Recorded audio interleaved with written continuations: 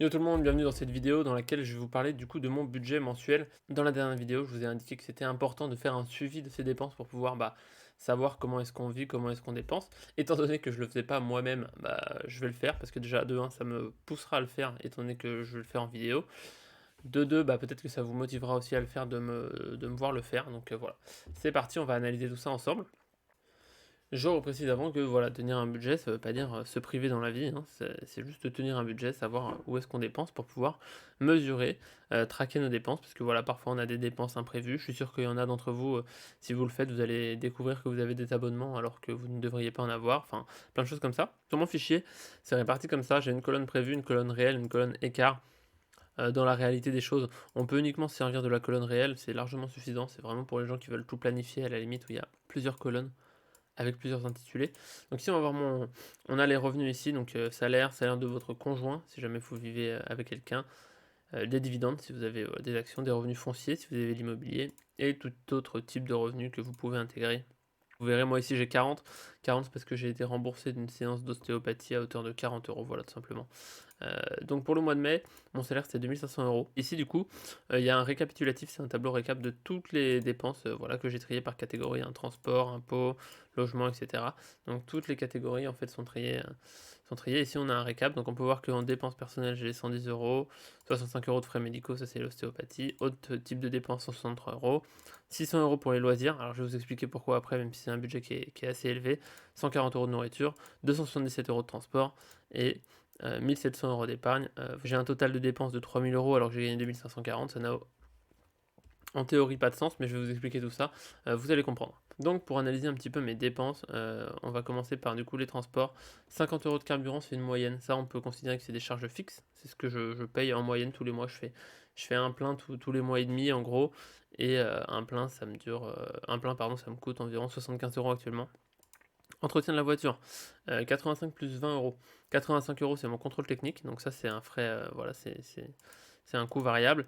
20 euros, pareil, c'était pour du nettoyage, donc ça c'est des frais d'entretien que je n'ai pas souvent, même si là au mois de mai, je vais avoir 600 euros d'entretien vu que j'ai des travaux à faire pour ma voiture justement.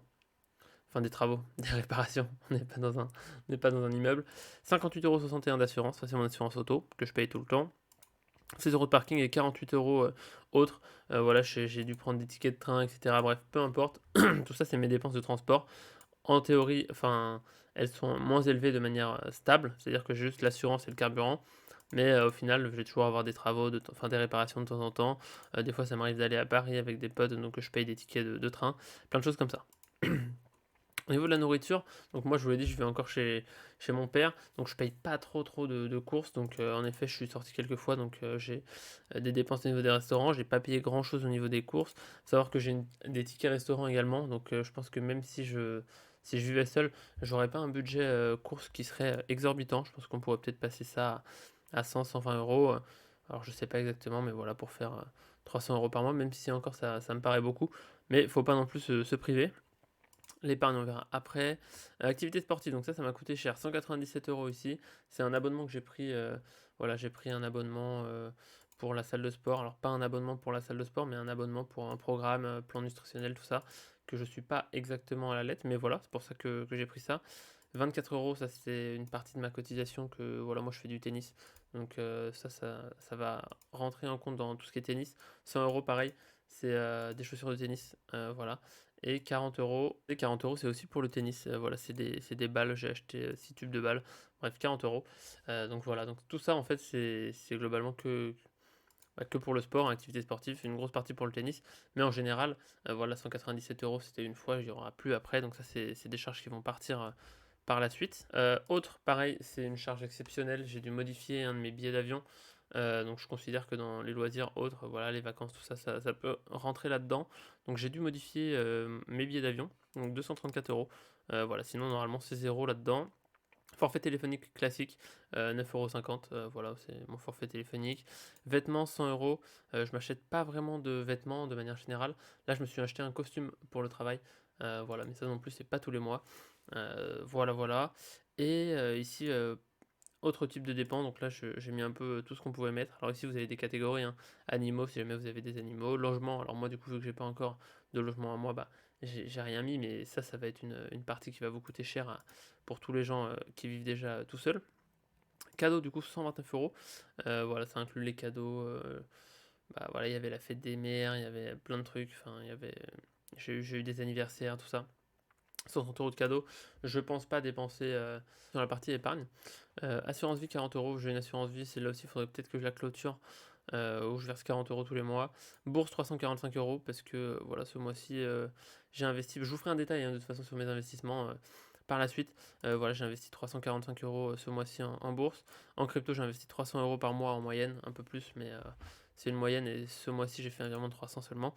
Et autres, 1010 € qui ont été investis sur une vidéo. Peut-être qu'elle sera sortie ou pas. Quand je sortirai cette vidéo, c'est pour ça que du coup j'ai un total à 3048 parce qu'en fait j'ai investi plus que ce que j'avais. Pour tout vous dire, en fait mon salaire pour le mois de juin, je suis payé fin de mois, ça veut dire que j'ai été payé avant le début du mois de juin. Donc en fait j'ai eu entre guillemets deux salaires en tout sur le mois de mai, bref. Et du coup c'est pour ça que j'ai pu payer plus. Sinon j'aurais dû en effet arbitrer une partie de mon épargne pour l'investir autre part, ce qui est tout à fait possible. Donc moi c'est assez facile étant donné que j'ai pas de charges, etc. J'ai pas vraiment de dépenses récurrentes non plus, mis à part tout ce qui est voiture, assurance. Après, sur ce mois-là, ça a été assez particulier vu que j'ai eu des dépenses exceptionnelles.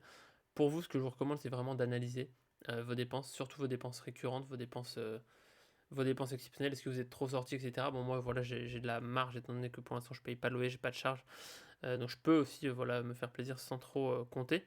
Mais de manière générale, il faut quand même réussir à cadrer ses dépenses pour savoir combien est-ce que vous dépensez dans telle activité, et essayer de structurer ça pour atteindre vos objectifs d'épargne. Donc moi, de toute façon, quoi qu'il arrive, j'aimerais épargner au moins 600 € par mois pour l'instant, ce qui est chose faite très facilement, étant donné que pour l'instant, je n'ai pas de charge ou quoi que ce soit. Mais pour vous, peut-être, voilà, fixez-vous un objectif d'épargne surtout. En fait, ça va être ça, je pense, l'étape. Fixez-vous un objectif d'épargne, combien vous souhaitez épargner par mois. Et après, essayez de voir dans votre budget quelles sont les dépenses les plus importantes. Est-ce qu'elles peuvent être réduites ou pas. Par exemple, moi, je reprends l'exemple de mon assurance. Je sais que là, je vais changer d'assurance en juillet ou en août parce que en fait, je comprends rien au bonus assurance. Je crois qu'il faut que j'attende de valider mon année complète pour avoir le bonus en plus et après pouvoir changer d'assurance. Et donc c'est ce que je vais faire. Je vais attendre d'avoir l'année complète et une fois que j'aurai validé, je vais changer d'assurance pour passer une assurance moins chère. Parce que voilà, c'est tout pour cette vidéo. Je ferai un suivi de mon budget tous les mois, voilà, parce que comme ça, si vous le faites pas ce mois-ci, j'espère que le fait que je fasse un suivi, ça vous poussera à le faire peut-être le mois d'après, peut-être le mois encore d'après en fonction d'eux. N'hésitez pas si vous voulez que je vous partage mon tableur, voilà, je vous le partagerai, faudra juste que je trouve comment faire, mais je vous le partagerai tout simplement, donc voilà, et puis comme d'hab, n'hésitez pas à me dire les sujets que vous voulez voir en vidéo, que ce soit sur la finance, que ce soit sur le business ou autre, voilà, peu importe les raisons pour lesquelles vous êtes sur ma chaîne.